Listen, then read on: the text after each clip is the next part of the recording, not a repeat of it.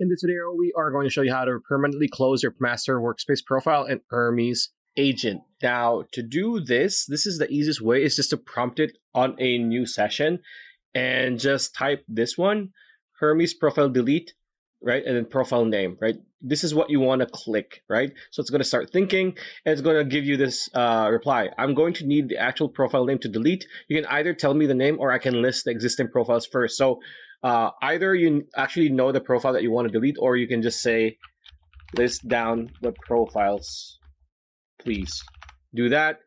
And again, it's going to start thinking and analyzing and just giving you the profile list if you have multiple ones, and just enter. Right, there we go. Default.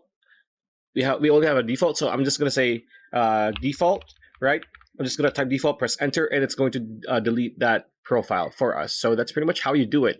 That's it. That's a video. Hope you liked it. Like, comment, share, subscribe, ring that bell icon. We'll see you on the next video.